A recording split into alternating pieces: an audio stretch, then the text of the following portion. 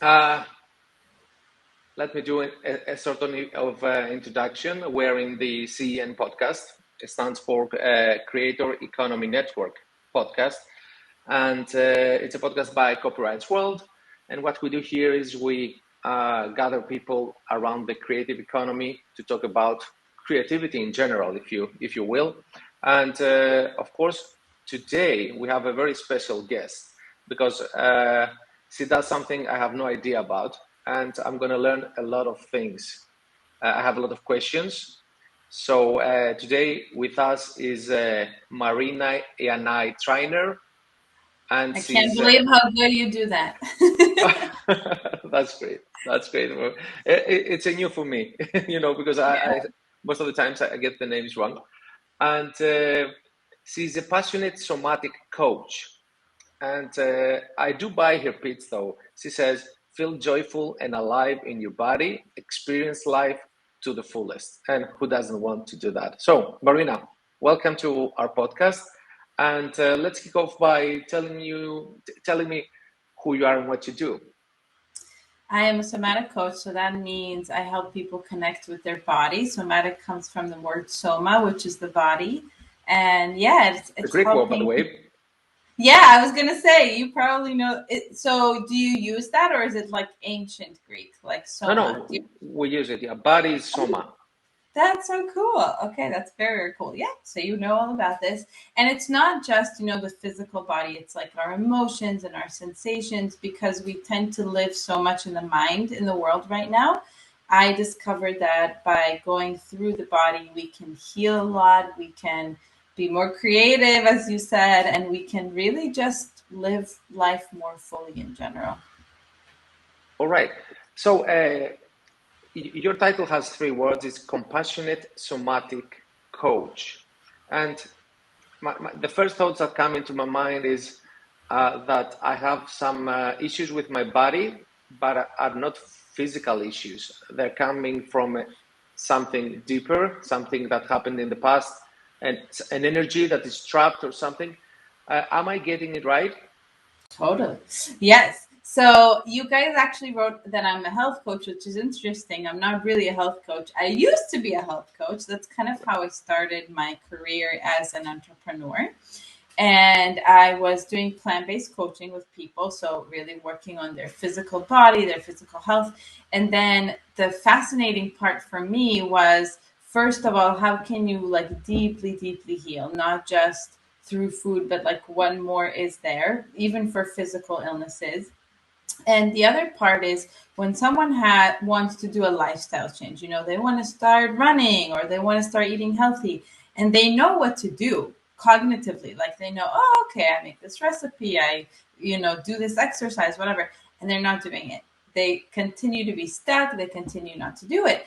And for me, it was way more interesting than actually creating recipes, which I used to do, and sharing that. So I was like, let's explore, how can people get out of stuckness? And at the same time, I felt stuck in my own business, in my own life, like just having a vision for how I want things to go, but it wasn't happening. So that's kind of how the exploration started.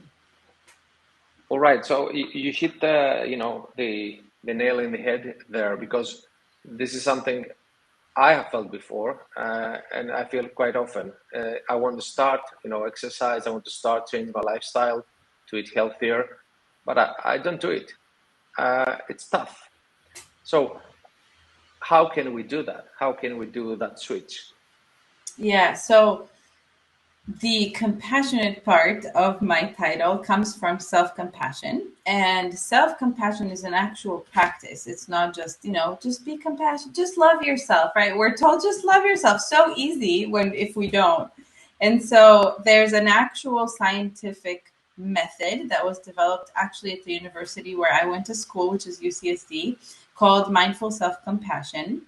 And it's a program. I don't teach the full program, but I borrow a lot of those practices into my own life and into my clients' lives because I find that when we're very self-critical and judgmental, we think that it's going to drive results, right? We think we can beat ourselves into waking up at 6 a.m. and working out.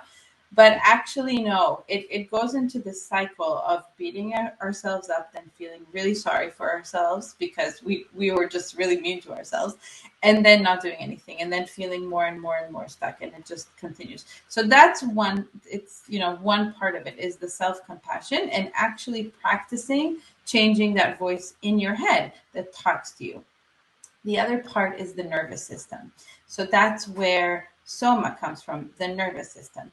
And it's really fascinating because I came from the self-development world where we're always told, like, change your thoughts, change your mindset. And I'm like, okay, I'm going to think positively today. I'm just going to make myself. And it never worked. And for all of my clients, it doesn't work, right? When you're pissed off, or when you're having a horrible day, or when you're really down on yourself, you cannot, and you're laughing probably because you've had this experience. You can't Yeah, just be like, it's "Wait." when you don't, when you are sad, people are telling you, "Come on, don't be sad," and it's like, okay, I never thought about it. Yeah, okay, I won't be sad.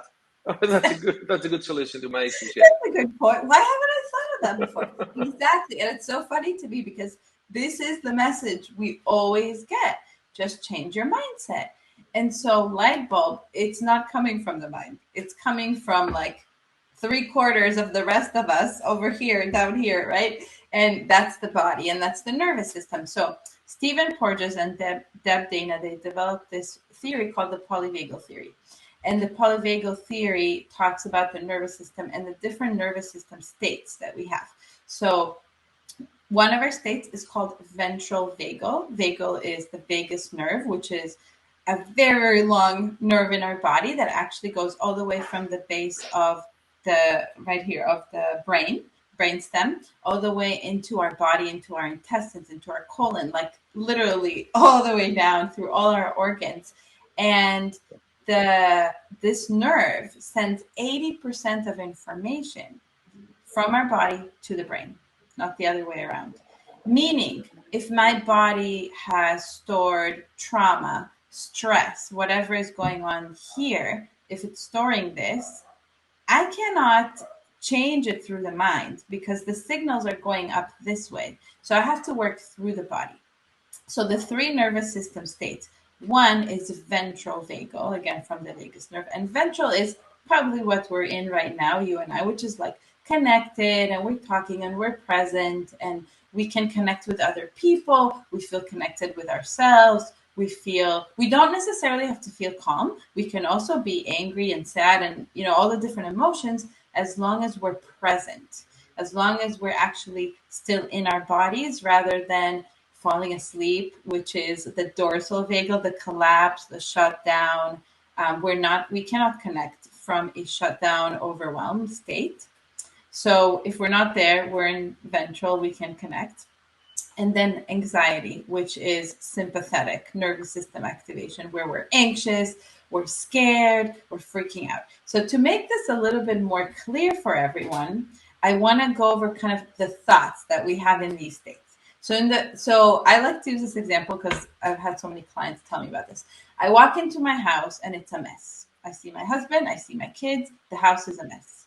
And then I ask them, okay, if you are in ventral, how do you respond to the mess?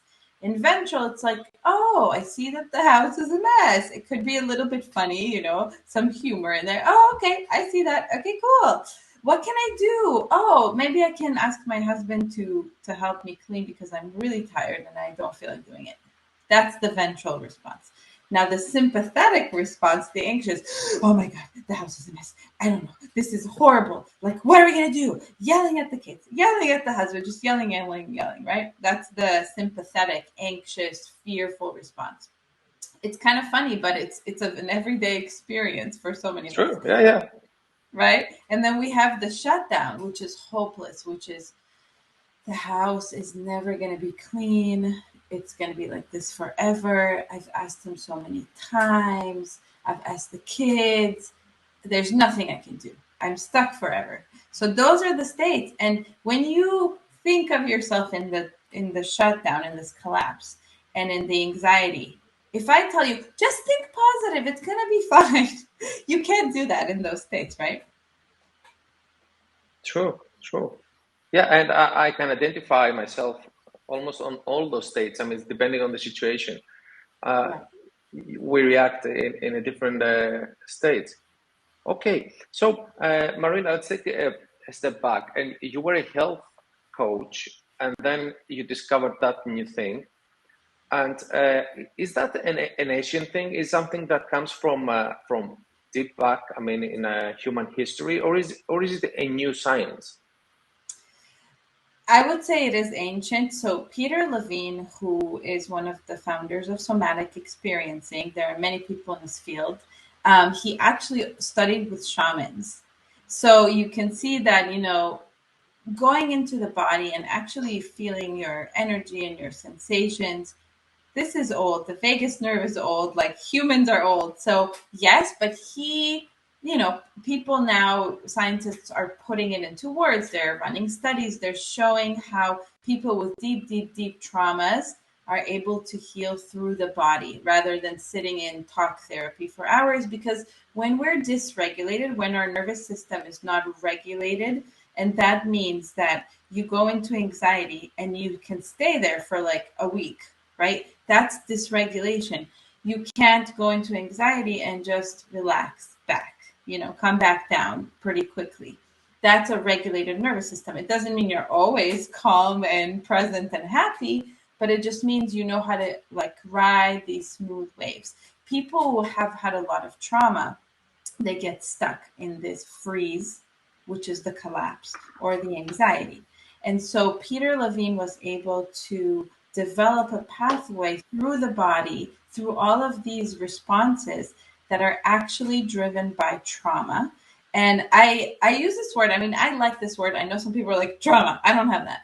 We all have trauma. Every single human being. That's part of the human experience. It's part of, you could call it stress if you don't like the word trauma. We all have those times in our lives that we remember, and they can get stuck in our bodies literally and drive our life instead of being like a lesson, like, oh, this happened and I'm learning from it.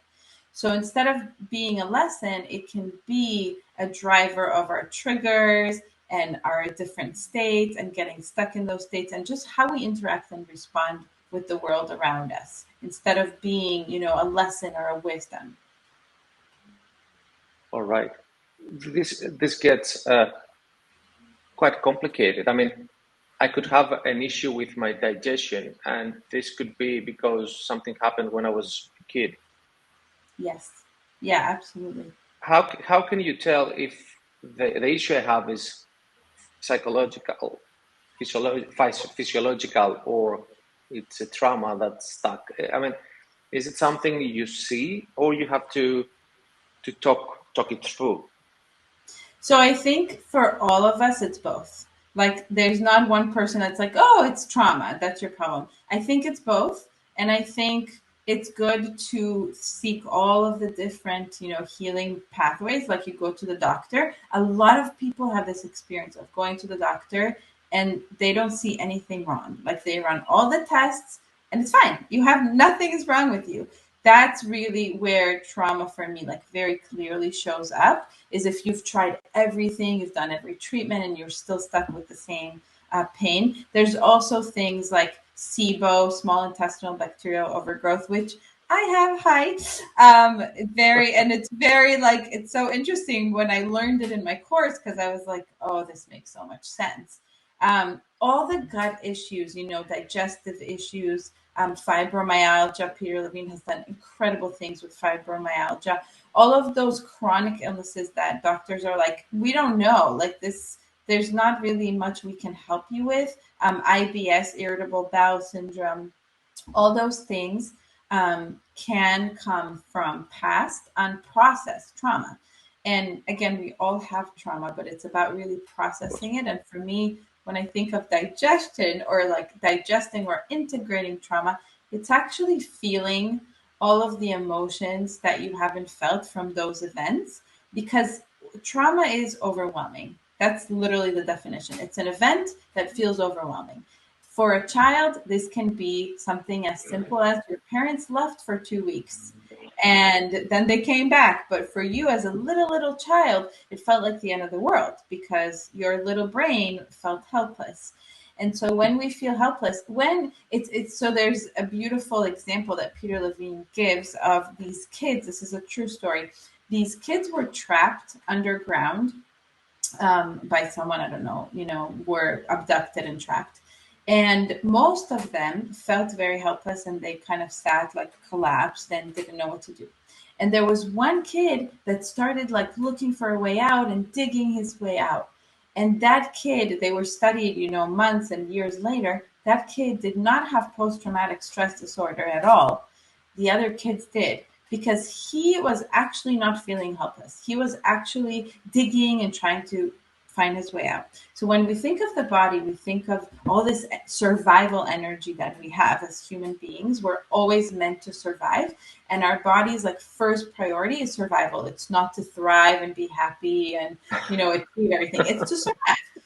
So if we can't, if we're not able to release that energy of survival, which is very intense, it's like a fighting or a running away energy. If we can't release that energy in the moment of something overwhelming happening, what happens? We go into freeze, we collapse, we shut down.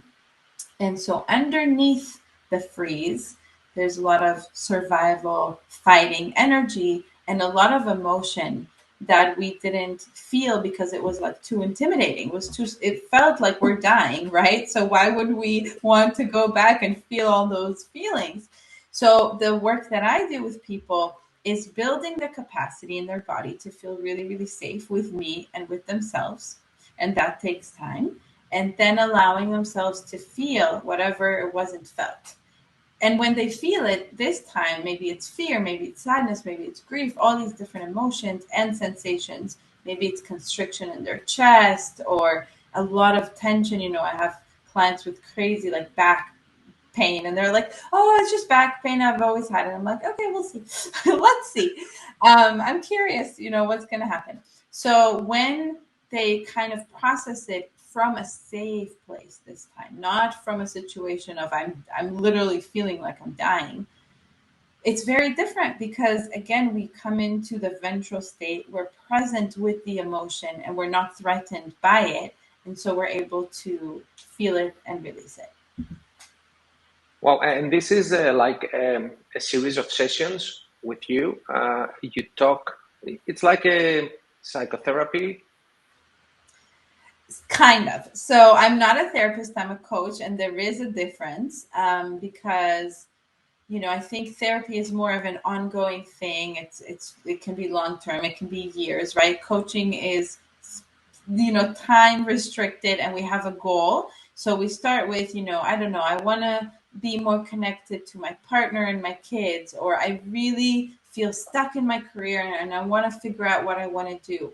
And in service of this goal, we see like what's standing in the way, because my belief as a coach is that, and as a person, is that we can always thrive. Like whatever goal we have, we can always achieve it. But then there's things that hold us back. And those things are usually related to trauma that we haven't worked through. Because if we feel like, oh my gosh, I'm so excited to create this career, and it's like what I want to do, and I'm so excited, and I feel stuck, I keep feeling stuck, I keep feeling like I can't do it, like I'm not moving forward, then it's probably, and this has been my experience with my work that I've shifted, that things like trauma are standing in the way, past experiences, past stress that you haven't integrated into your life. So what I do, it's 3 months, and then sometimes people end up, working more one-on-one, and then I also have a group where I actually teach the nervous system and the states and like all of this amazing stuff. And then we do practices within the body. There's a million different practices to get into the body, to connect to your body, first of all. Actually, my next group is on January 2nd. So we actually connect to the body, because most of us live in the mind, Even for me, I intentionally, like just went for a walk, and I noticed how I'm looking at my phone and I'm thinking, and I'm like, nope, this walk is for me to like be in my body and connect to nature and just like not be in my head all the time. So all of us live that way. And so it takes intentional practice to connect to our bodies and to our sensations and to our emotions. And it starts with that self-connection. And then We learn a lot of self-compassion tools and practices. And then we do a lot of inner child work, which is where we connect to our childhood and things that happened in a very safe space. And we work through that together. All right. I feel like I have everything you're just describing. I mean, I go for a walk. I put a podcast on my ears, to listen to, and I get lost on my thoughts. And I'm not sure if I'm listening the podcast, if I'm walking the walk, or if I'm just thinking. And to be present, especially in this day and age, with all those things happening and all those interruptions and notifications and social media and whatever, it's super tough. And I'm sure you've seen that with your clients.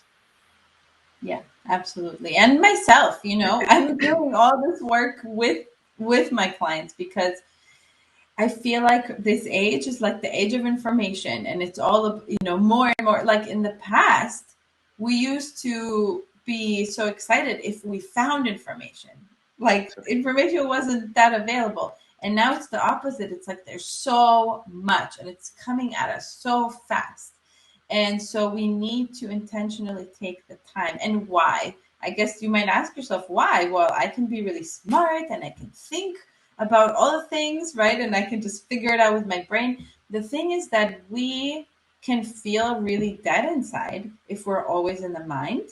Not necessarily, but a lot of us do, because we're not actually alive. Like we're not actually experiencing life and being alive in this moment. And there is literally no better feeling than that feeling of like being in the moment and feeling everything and getting excited by a little leaf, staring at a tree. I do that all the time. People are like, is that a special tree? I'm like, yes, if for this moment it is. I've actually had this guy ask me at the park and I'm like, yeah, it's a totally special tree in my opinion.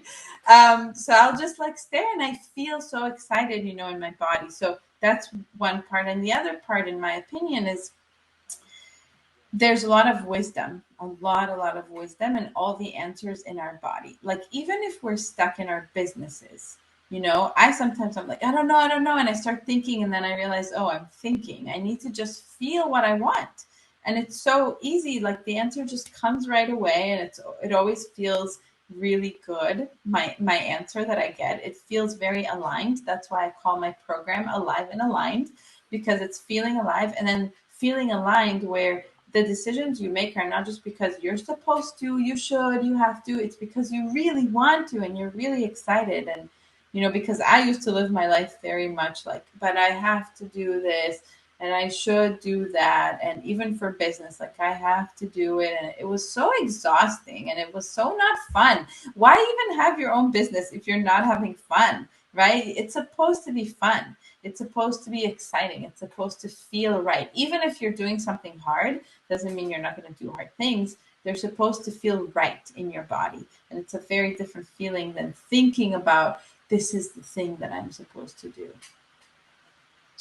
Since we went to the business route, and I wanted to go that route as well. So, but in business, I'm an entrepreneur. I do business all the time, and I feel that there are things that needed to be done, and they're not fun. I mean, objectively, they're not fun. How can you have fun with those doing those things? I agree, and that's why I kind of said it feels right. Like that you don't go into this victim mode, right? When you're like, why do I have to do? I've been there. Why do I have to do this? This sucks. Why? Poor me. Like all these things. It's like now I feel, and of course I do things that I'm not that excited to do. It's part of business, but I just feel like really, first of all, the sense of purpose with the work that I'm doing, because it feels like the work that I'm the most excited to do. And when we have our own business, when we're entrepreneurs, we take on more risk than most people because it could fail, right? We don't know. I don't see you. Oh, there we go. You're back. We take on more risk, and that can be scary. It can feel unsafe, and that's why I love working. A lot of business owners end up working with me because we have to manage this uncertainty in our bodies, and we also have to do something with a purpose. We have to have a greater why than just making money. It's just, we have to. Otherwise, we're not going to make it through this world. Making money is fun, but it's not fun when we're just making money. And so when It's not the goal, right? It can't yeah, be the goal. the only goal. I mean, of course, it's a goal. Like, we all want to make money, and that's awesome. And I hope that people like us make money. Like that would be great. So that we can, have decision making power in the world, and we can support the world. And it's a great thing. It's just that I believe we need more than that. We need more excitement.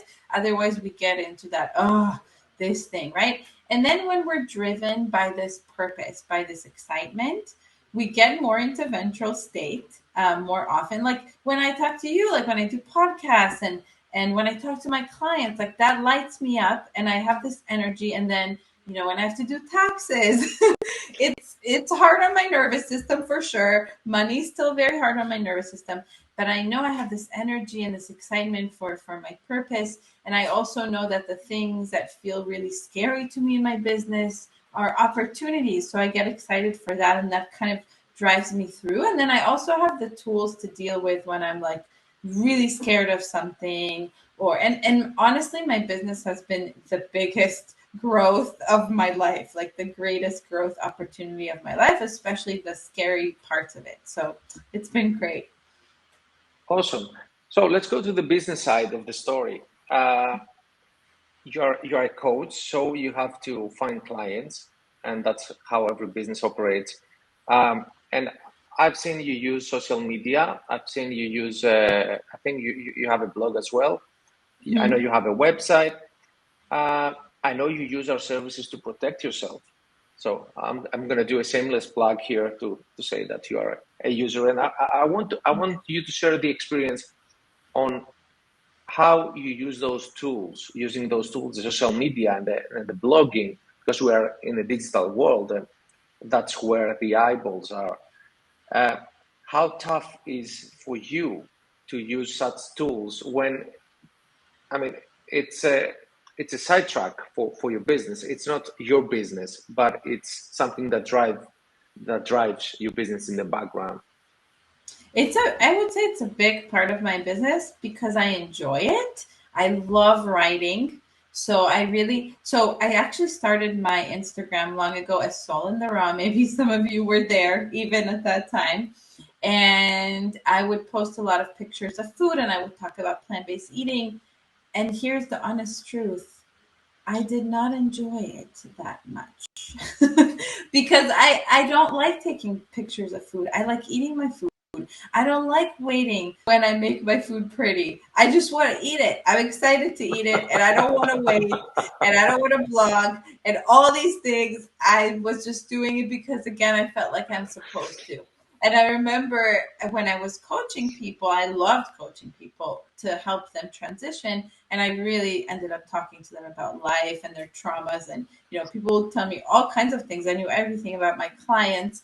And I was doing another coaching certification that was like kind of a general coaching certification.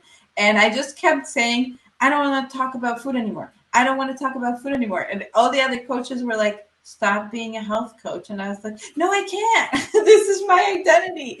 So it took me some time to get to a place where I'm at, and actually using those tools that I teach to get to this place where I'm just like so excited about what I talk about. So I really love Instagram, and I really love writing.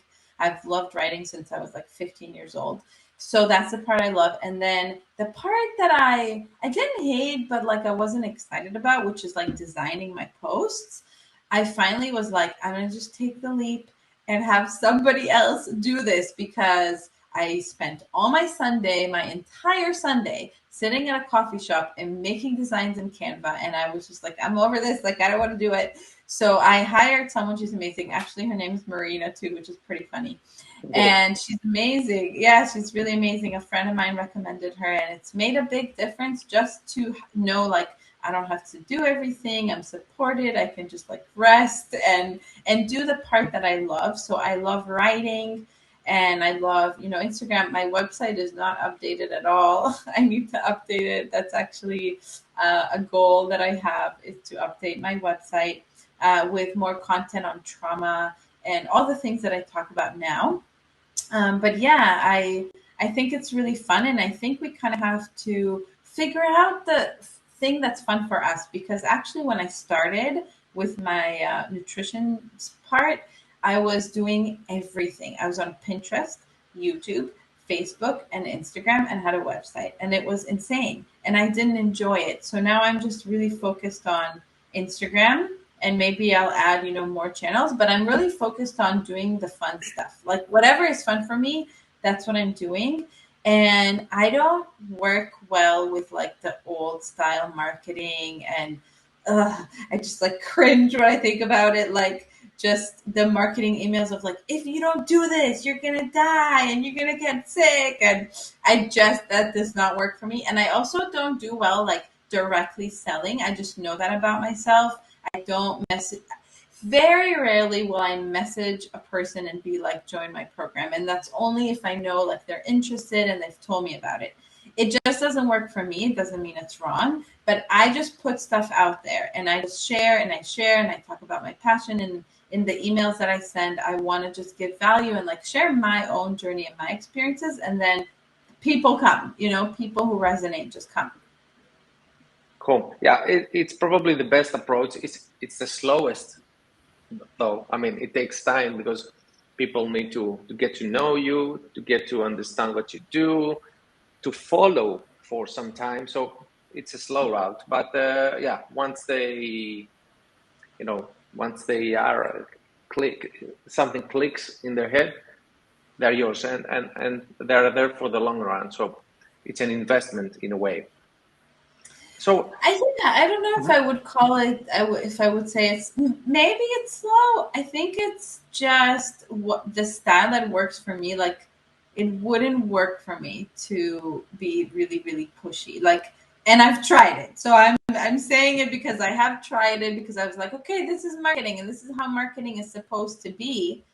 But no, people didn't buy, first of all. Like people feel your energy, and I think if you're just being yourself and like being really excited about what you're doing, and you also share it in a way that feels really good, like it feels honest, it feels like you're just sharing, you're just like telling a friend, oh my god, I'm doing this thing, I'm so excited. And I know it's like so much more complicated than that, because I did, health coaching. I was still excited about health coaching, but I was like also so scared, and I was scared that people would say no, and all that also came through. So there is a lot of internal work that we need to do in our business to have authentic marketing. It's not that easy. It's not like telling a friend, but it's possible, and it's really fun. it is. So I see you use social media, you use blogging, and I know you use our services to protect your content. Did you have an issue that triggered that need, or are you doing it like we suggest most of the times? Protect your content because it's an insurance for your work. If something happens, you have something to use and to utilize at that stage. How was your experience so far? I can't remember where I saw it. Like someone was talking about your service, and I can't remember who it was, unfortunately. But I was like, oh, this is a good idea, because my Instagram has been growing and growing, and people share my stuff so often, which I'm so grateful for. And I'm like, I don't want anyone to steal this work, because like I think over time I'm getting more serious about what I share, in terms of like my words are not just like blah blah blah. They're like actual important, art from my heart that I'm writing, and I really want to write a book as well. And people have been asking me, do you have a book? And I really want to write a book, because I love writing, and I really enjoy, like, it's, of course, it's like nice for me and feels so relieving to like share, but also I see that it helps people so much. And so one thing that did happen recently is that my whole Instagram profile was copied. with instead of marina.y.t, and I actually haven't reached out to you guys and what I can do about it, but I'm glad we're having this conversation now. What they did was marine with an e.y.t, and some of my followers like sent it to me. They're like, I reported it, but like, you look at this, and they blocked me, so I could only see it from like friends' accounts. But and they basically copied everything, like my whole profile, my photo, all my posts, not all, but like a bunch of my posts. And what the worst part is that they're asking people for credit cards, like in DMs, which I would never ever do. And I really hope that no one fell for it, but like, you never know. And I just feel like Instagram is it's kind of becoming a bit of a mess lately. Like, I'm just seeing so many of my friends who have, businesses on Instagram having the same thing, or even having like people, like break into their account and start like posting things. So yeah, I think it's so important to take our work seriously. Like, yes, it's social media, it's fun, but it's like our work and our words, and it really matters. Exactly, and creativity, it's not easy. I mean, it takes time for people to create stuff, even if it's a single post or how much. I mean, if you're doing a blog post, it's your thought process. You have to write it, you have to edit it, you have to find an image. It's so much work, and it's shameless for people to steal that content and use it as their own. And what you're describing here, with the copy of your profile is like a pandemic on Instagram these days. It's so many people spam and create doubles and triple profiles, just by manipulating the name a bit, and they steal credit cards and they manipulate people to buy stuff, and it's bad for the reputation of the original author as well, because people think they have to do with the original page. So yeah, after the session, send an email to us and we'll tell you what to do, because there is a way to kill those double profiles. Awesome. Yay, I totally will. Thank you. Sure. All right. If someone wants to reach to you, to contact you, because people will listen that, and they're listening here now live, but they will listen on the podcast or on the video that we'll post, and maybe they're interested in what you do, how they can reach out. Instagram is the best way. There's of course, you can DM me, you can email me. My email is right there. So yeah, any questions about this work or coaching, happy to chat with you. Awesome. Marina, thank you so much for your time today. It was thank you.